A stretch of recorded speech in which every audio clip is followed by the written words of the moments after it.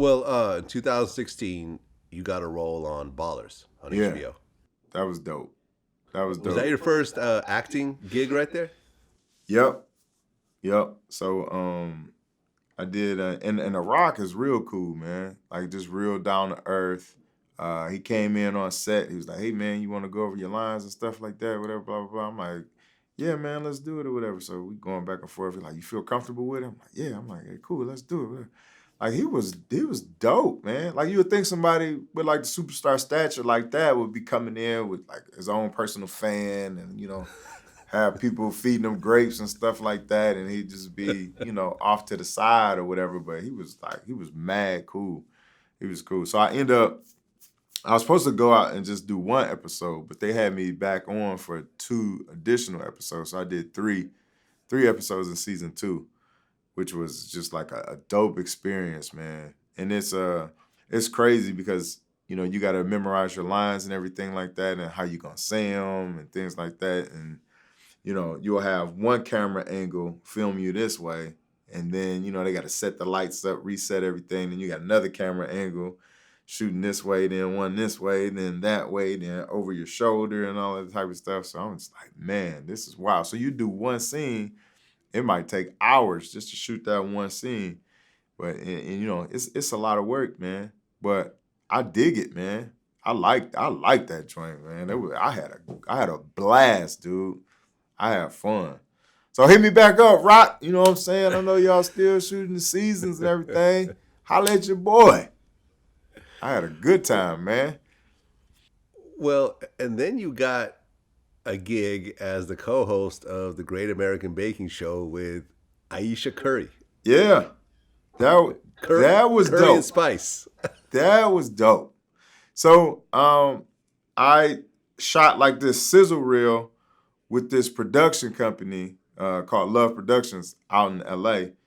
And they saw my personality and everything, and they said, our two current co-hosts, they were a married couple, so they had a conflict with their daughter, so they couldn't host the show the upcoming season. So they said, "Hey, would you like for us to throw you in the mix of next potential co-host?" So I'm like, "Yeah, like let's do it." Like what? Yeah. So this is like May or June or something like that. So then I traveled to the ESPYS, and while I'm there, somebody from Love Productions say, "Hey, can you be out in LA because we want you to meet with some ABC execs?" And I'm like, "Dude, I just so happen to be here now. What's up with Thursday? I ain't got nothing going on." They're like, "Thursday's perfect." So I'm like, "All right, cool. Go and meet with the ABC execs," and then Aisha Curry come in. And so we're vibing and everything like that. We're talking, yapping, and the ABC execs come in and they have a conversation with us and they like us. So they like, "You guys are hired." So I'm like, man, they're like, "Okay, now you got to go out to the UK." And like all of this is happening like so fast. And I'm like, what? I'm talking to my wife and she's like, okay, this Love Productions, Aisha Curry comes in, and now you got to get a flight to the UK and you got to be out there for 4 weeks. I'm like, yes, believe it or not, yes, like this is happening. And so by the time August roll around, I get the itinerary of me flying out to the UK and everything. I'm like, man, this is real.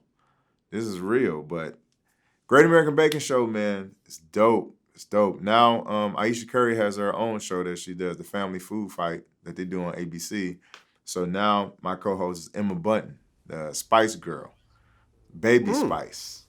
okay. So this is our second season doing it together, and it'll be out in December on ABC. So it's a dope experience, man. I like doing it. So myself, Emma Bunton, Paul Hollywood, and Chef Sherry Yard. They're Sherry Yard and Paul Hollywood are the judges, which I could not do because all the food was slamming. All the food was good. So I don't know how. If you put some butter and some sugar into something, then you got me. So I couldn't be a judge, man. But they did a good job. Well, and then most recently, you did an Old Spice commercial, Yeah, a YouTube commercial, basically. yeah. That was cool, man. I shot that in my basement, and it's cool, like how everything has been working now. When I first started shooting the videos, I couldn't edit very well, and now, like, if I look at my old videos now, like, I'm cringing. I'm just like, man, I shouldn't have done that transition right there. I didn't like that jump cut or whatever. And now I'm able to maneuver around and shoot different angles. And I got a production company now. And so, I got different lighting and microphones and different DSLR cameras and drones. And so, I'm able to shoot a lot and do more. I had green screen and all that type of stuff. So it's crazy how everything comes in full circle. Yeah, no, I mean, it's really amazing how you're able to kind of transition into something completely different, and then to have, making the noise that you made on YouTube got you into bigger gigs and into corporate gigs and that type of thing. And I just shows like the do it yourself kind of work ethic, because a lot of people just be sitting at home saying like no one's calling me, like this is Right. bullshit, like Yeah. I put in all this work, and they need to being mad at the world as opposed to saying, all right, I'm gonna really just put in the work and just make myself hot. Yeah. And then if someone else calls, cool. Yeah. It's like I did a feature on Monday Night Football just a couple weeks ago, and that's what I was talking about, where you think that as a football player, when your career is done, like it's over for you. You know what I'm saying? But life is just beginning, is what I was trying to say. And you start to realize that football was just something that you did. It's not who you are. And I'm an entertainer, like, through and through, like, since I was a little kid. I always wanted people to come over to my house, like I was saying earlier. And then I found football, and football is a form of entertainment. So when I was done with that, then I was like, man, well, what I'm gonna do now? And so once I started making those videos, I was like, oh, okay, like I'm back. Like I'm back in my element of like entertaining. So, it's been a fun ride, man. I don't know what's coming next. I've done TV, I've done acting. I would like to do. Everybody always comments like, man, you should have a TV show. Or you should do this. You should do that. And I'm ready for it all. Whatever curveball life throws me or whatever. Or like I'm having fun doing it. I'm having a great time. So if it's movies, if it's TV shows, like, let's do it. I got 4 kids. Let's work, baby. I like to work. I'm a nose guard. That's what we do. We work. We bring our lunch pails to work every day. So I'm ready. You Well, see me and you doing an interview right now. Like, I'm work. Like, let's work, baby. yeah. Well, as a former pro football player, what's your take on Kaepernick? I think that it's unfair. That he doesn't have a job right now, and it's been 3 years.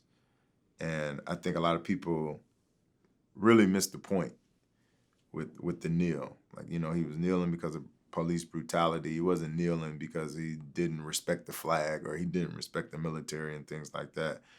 But I think that a person who's played in a Super Bowl, who has all the talent and skill, doesn't get a call, to quarterback a team. Whereas you got some quarterbacks who's just been sitting on the couch, they'll get a call before Kaepernick will.